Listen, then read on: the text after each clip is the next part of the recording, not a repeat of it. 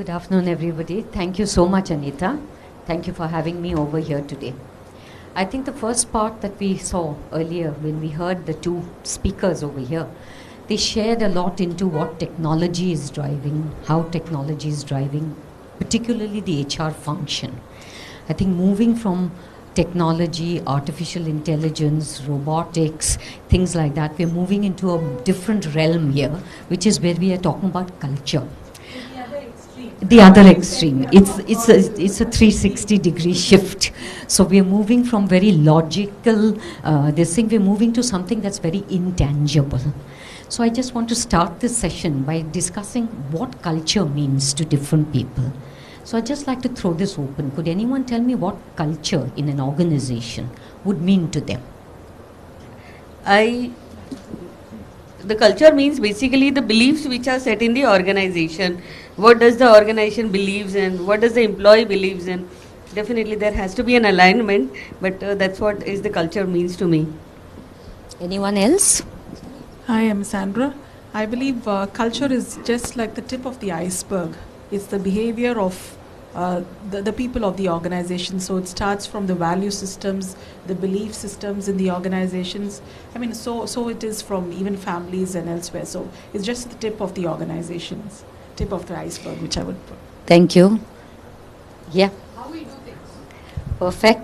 Perfect. Anybody else? How about we are looked to things.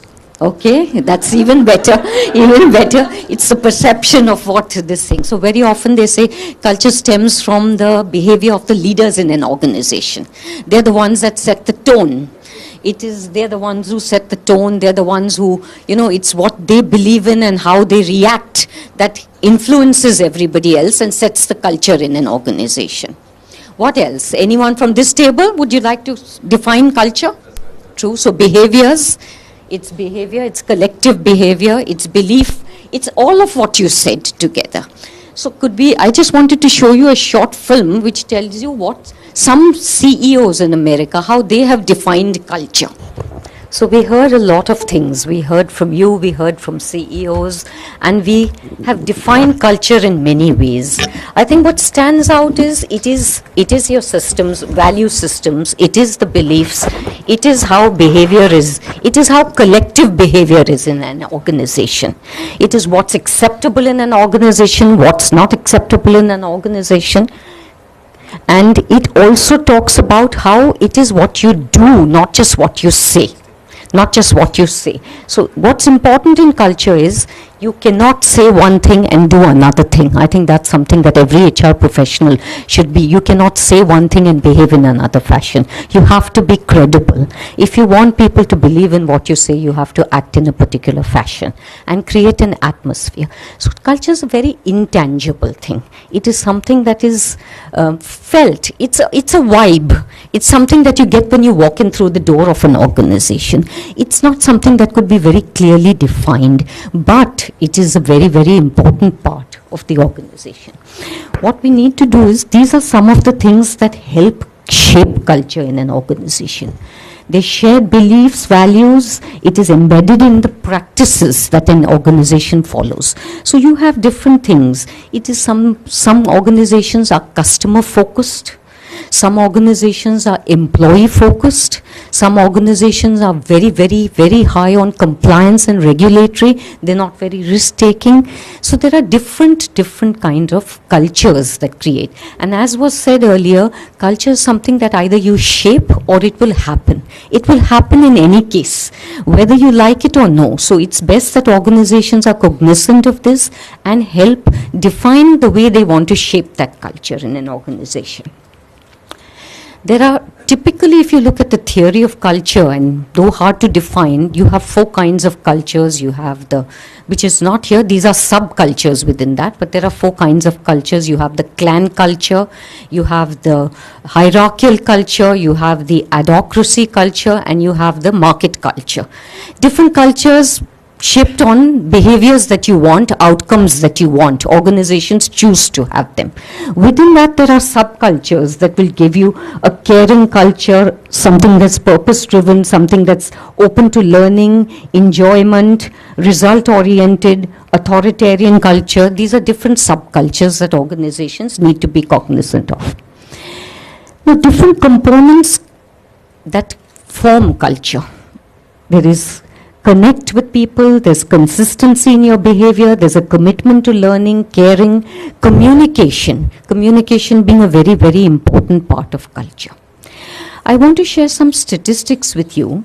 Recent surveys, they say that 80% of employers worldwide named cultural fit as a top hiring priority. You heard the CEO of Zappos talk about how there were interviews that discussed technical ability, looked at experience, relevant experience, but they had a whole set of interviews done by HR that just looked at a cultural fit. That's not to say if you're hiring in an airlines, if you're hiring for a pilot, you will take someone whose cultural fit is right without technical ability. But if all things being equal, you will certainly choose a person who will culturally fit into your organization. There's another survey that recently says that 89% of employers in the US, while 89% of employers in the US think that employees leave for money, in reality, only 12% leave for money. There are a whole lot of other reasons where employees leave an organization for. Here is where, again, culture plays a very, very large part in helping retain employees. So culture is a differentiator you have. When you are selling a same product, why would people want to be with you? Why would employees want to be with you? Culture is a large differentiator. Linking culture with compensation is a very, very interesting topic, and Anita's chosen, I think, the very right topic of linking compensation and culture, because compensation is an integral part of culture.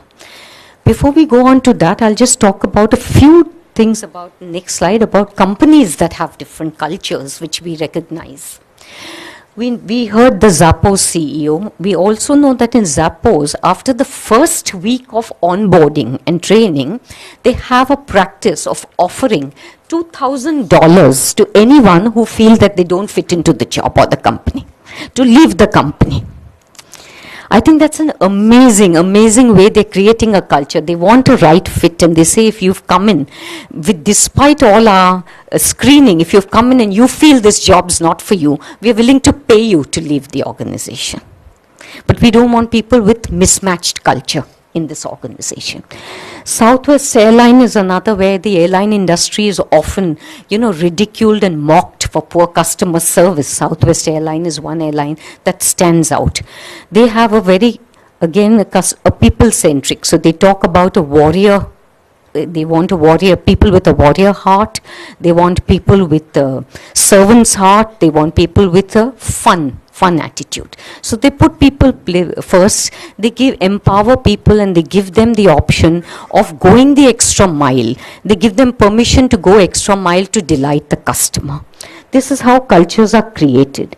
Google is very, very well known for the culture that it has, how it has. In startups, I think it's been one of the absolute first ones that set the benchmarks for culture. Right from, nap pods, private chefs, free meals, employee trips, financial bonuses, gyms, dog-friendly environment. I think they have it all. They have it all. But what Google teaches us is, as the organization grows, keeping culture between where you started out, and it's an emerging organization, keeping culture, it's not static, it's a dynamic thing. One has to keep revisiting it. One has to keep changing the culture. And what one learns is also the stress that a very highly competitive environment creates. So even best cultures need to revisit themselves. That's what we learn from Google. I've taken two very controversial names in today's context, both the Tata Group and Infosys. Tata Group is something where I started my career from, and it will always have a very special place in my heart. But I think the Tata's culture was known as again a clan culture, a paternalistic culture, a culture where humane culture, a culture of collaboration, of giving back, of community. They built a very strong culture, keeping people at the heart of their culture. Infosys, in my mind, is one of the first companies in India that built a very, very, very collaborative, when stock options, I think they were, Anita, correct me if I'm wrong, I think they were one of the first companies that started the concept, early companies that started stock options, and from the driver to the CEO, I think everybody participated in the growth of that company. So they created a very distinct culture for themselves. Apple is a company that I don't need to say anything about. I think everybody in the room is familiar. But Apple was a culture that they created, a culture of innovation, of design, of aesthetics. That was what they prided themselves on and created that culture for them to be known for. So coming back to then linking compensation with culture. Compensation plays a very, very important part and helps define the culture in an organization. I think if we look at what is the role of compensation, we understand that the role of compensation is to attract talent, it is to retain talent, and to keep talent motivated. So I think compensation, when you talk about compensation and linking it with culture, it would help in all different phases in the life cycle of an organization. Now, when you talk about human psychology and you talk about compensation, I just wanted to talk about a thought. How does the human brain react? You have two things. One is a fear, if I don't do this, I will be penalized or this will be taken away from me. And two, if I do this, I will be rewarded. So the idea for most organizations is to move away from fear and towards reward. That should be the mindset of getting people to move away from. Unfortunately, the survival instinct is so strong in humans that people would maybe react more to fear rather than to this thing. You need to create an environment or a culture where people feel so comfortable that they move towards the reward rather and away from the fear. So most organizations should work towards that. I was talking about linking compensation strategy to different stages in an organization's life cycle. There is no such thing. We tend to take that, if we take a compensation strategy or if we decide a culture, it is something that is permanent. That's never the case. I think at different stages, when you are a startup, you may be strapped for money, but you will need to take like-minded people who join you for the adrenaline rush of achieving something, satisfaction of seeing a dream being achieved. At that stage, you may not give so much in forms of cash compensation, but there would be stock options, there would be a future compensation that you would share with them. That would be a compensation strategy that you would use. This would be different from when you would be at the adolescent stage, at a mature stage, at a stagnant stage, and a defunct stage. So different strategies would have to be used by organizations. Couple of things that I wanted to talk about when you talk about compensation and the culture. So very often organizations fall into traps of rewarding only revenue generators. This is something that we come across every day in our life. But that depends on what stage of life cycle again. If we could just go back 1 minute. Depends on what stage of life cycle you are in.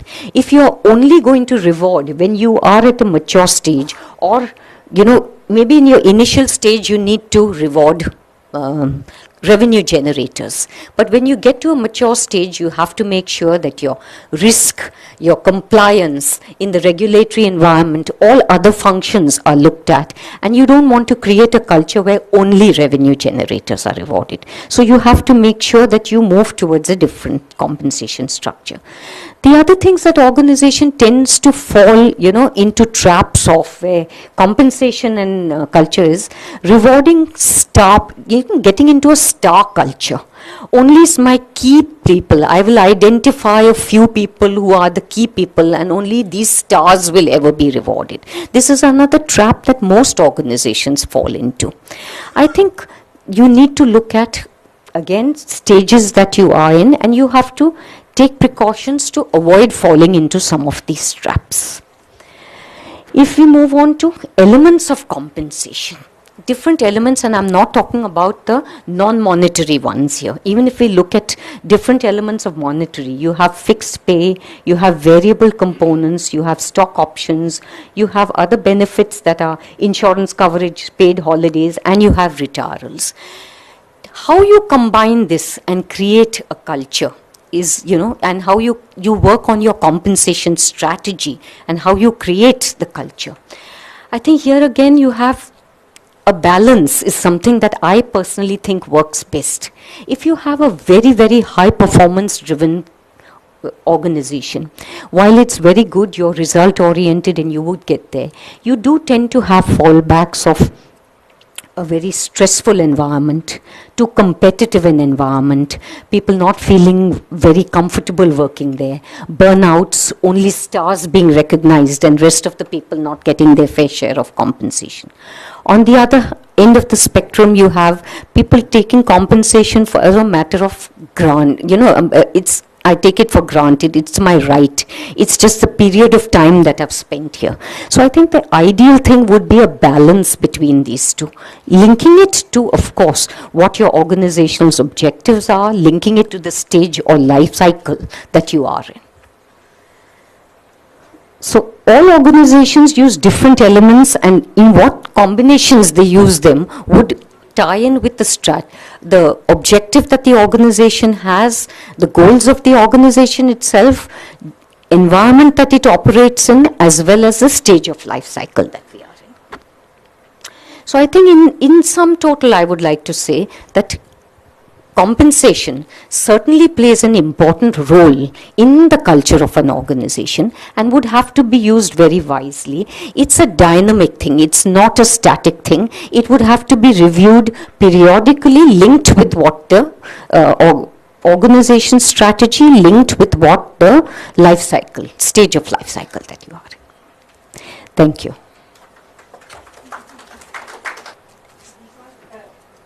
One of the important reasons that I asked you to start this particular session was you're from now a veteran in the BFSI. And all of us always think that all of the BFSI, especially NBFCs, have a specific different culture than manufacturing and so on. You'll remember when I introduced. So, I heard, what you talked about stars and so on. But isn't it true that some of the industries are just predisposed towards having that star culture? Specifically a lot of segments of BFSI completely sort of depend on some of the stars delivering and firing. And I would think that the compensation strategy in a certain way has to be supportive of that culture or reinforcing that if that's how the business has to deliver. Meaning if you take a lot of your businesses.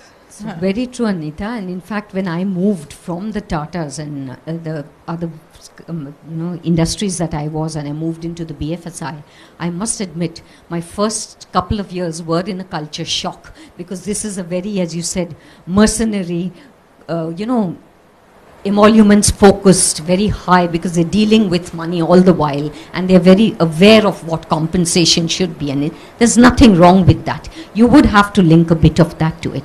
But again, I personally feel while you need to be a high performance driven organization, there has to be a balance, because when you get driven to extremes, it does happen that, and then what happens, you lay the whole organization to risk. When your star performer moves out of your organization, you lay yourself to complete risk by depending only on those few people.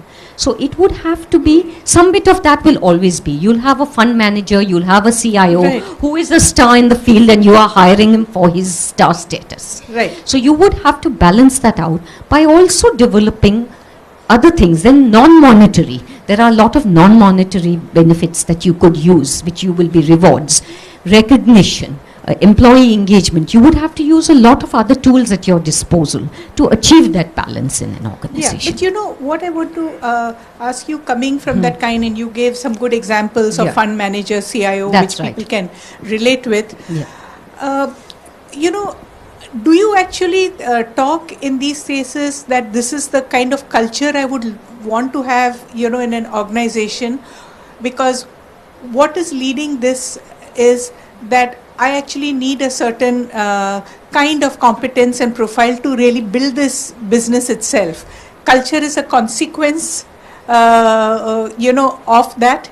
And I'm just thinking that how do you think about that linkage, in that manner? See, you made an important point about de-risking the organization. That's right. So are we thinking that culture is just something that happens because this is the model in which the industry has to work? Because when we come to the other industries, both, Sunil, which Right. is a lot more team play and so on in That's right. manufacturing, That's right. you might proactively think about culture. I'm just thinking in BFSI, do we proactively think at all about culture, or is it just a consequence of what happens? Very often it is a consequence, Anita. I will admit that very often, because it is the stars that you're hiring, and the culture stems from having them in place. But I do agree. I think team play is becoming more and more important today, and we as an organization, and I'm sure there are several in the BFSI that are trying to de-risk and linking things to milestones that teams achieve rather than a single person. So where you're looking at incentives, you're linking incentives to, apart from, this thing, you're looking at doing things that could be, so in startups, when we're setting up NBFCs, when we're setting up a housing finance, we're looking at milestones that are achieved by teams as a whole. And we're linking incentives, we're trying to link incentives to that. Right. So you're saying that, well, there may be a mercenary culture, but how do I get Right. that, more You into soften that a little it, bit. and Yeah, rather you than try to soften individual that a based little. That's and right. being selfish, how can I make it more Correct. into a team? That's right. Is there, have you experienced any time, as you said, some of the problems of, I have a star, he moves out. Sure. So does it mean my entire culture crumbled, or did I have a new person and did it become something different? Any experience that you can share? Because this is really, I think, catharsis for an organization when it actually does happen. So I think a lot of this happens, I think, initial stages, Anita, when you're building out, when you start up. Yes, it could be, culture could be driven by a particular individual who is a strong leader, who's building his team. But I think as you grow into maturity and adolescence, you have to balance that, and then focus can't be on one. So you build multiple teams. At least in our own organization, we have different parts of financial services. So how we de-risk is by, getting things done. You have forums where you have people who may not directly be linked with one particular vertical, but speaking with people, interacting with people, sharing perspectives with different employees, and then we show them the strength of the organization as a whole, or group as a whole, and we encourage people moving within the group in that way. That's how we try and de-risk linking it purely to one person. And at some stage, of course, the institution becomes larger than any individual. And I think that's what everyone has to try to create.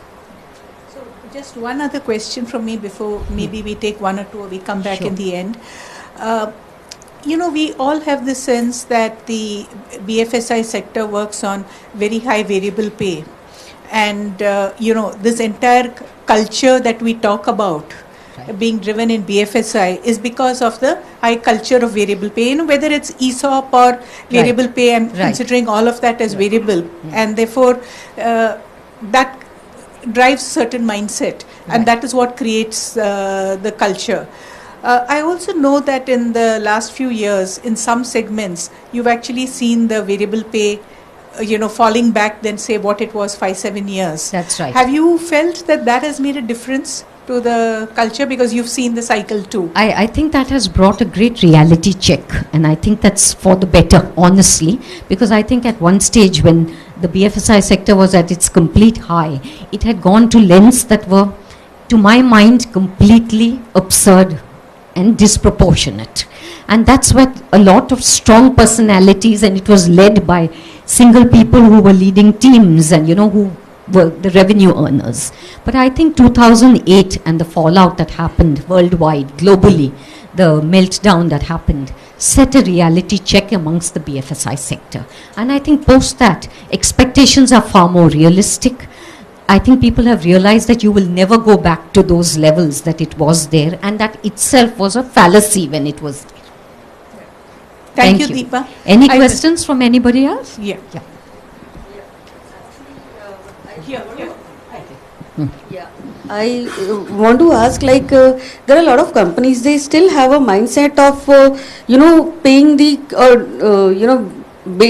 doing the basis of their compensation on the basis of more of a statutory compliances. Yeah. Not in terms of, favoring the employees in terms of tax benefits, in terms of giving them the benefits of allowances. It is more concentrating on the statutory, and still the mindset is like how to minimize the payouts, like gratuities based on the basic plus DA, and the leaves are based on basic. And how to break that mindset?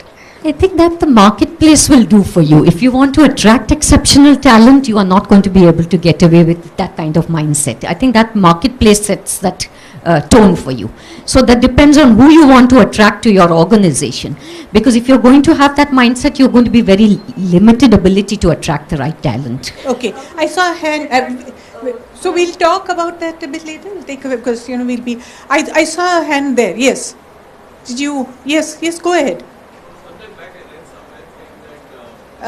Can you sort of come up and we will give you this thing, mic? Somewhere I read that culture is nothing but the worst behavior you will tolerate in the organization. And the global financial crisis to me was a crash of behavior and values and not a financial crisis. Given that Very is what true, it is. Very true.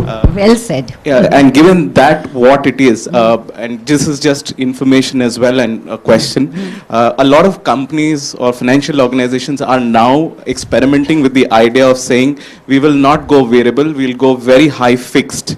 And will that affect behavior? Would be lovely to have your views on that. So I think this would depend on organization to organization. Like I said, it's a dynamic and moving thing. The right balance between fixed and variable will always be debated in organizations. And again, I come back to the point, it would depend on the outcome that you're looking for. So in a startup, you would be different. In a mature business, you would be different. It would depend on the outcomes. But I agree with you that I think the financial meltdown was more than just the financial. It was, I think, a complete breakdown of value thing that was exposed to the world. As I said, I think it has been a reality check. And I think a lot of people in the BFSI sector are very well aware of that, haven't forgotten that, and keep that in mind while going forward. That's right. That's right. That's right. Very sharply because people. I have a question. I mean, it's an open question. It is not restricted to BFIC industry or because we were last year experimenting with our own compensation structure, and typically in your annual exercise you have some promotion cases. Just as a part of. Yeah, I come from a packaging industry, and it's a different and a difficult industry. Very limited players, limited opportunities, and some of the players are not organized. So they operate on a very conservative or a standalone practices. I mean, I would not want to go a little elaborate on that part because they operate on anything, retention or anything. Monetary packages are defined by the culture. So that is there. But we are a very structured and professional driven organization, whereby we came up with one of our strategy while we were working on retention and other thing. We just wanted to experiment, and that time we experimented with on promotions. What we tagged it with was as a part of retention, we tagged it, we gave them according to the normal standards, we gave them extra, and we made it a little different that we wanted to sign a bond. It was an experiment. We were prepared to have a backlash, and but then it became so interesting. Now it has become an acceptable norm. Any corrections or any salary specific treatment come, and people are okay with it. I mean, so I just want to know, is anybody similarly trying, or they have a success stories around retention by way of bonds also, on promotions also, something? So we'll take it up later in the day when we this stage. Yeah. Just one last point that I wanted to make was, more than anything else, your compensation. When you talk about compensation, I think what most organizations fail to do is effectively communicate the compensation strategy. And I think if that is done well, more than 80% of the problems that an organization faces because of compensation would be taken care of. Yeah. Thank you, Deepa. We'll get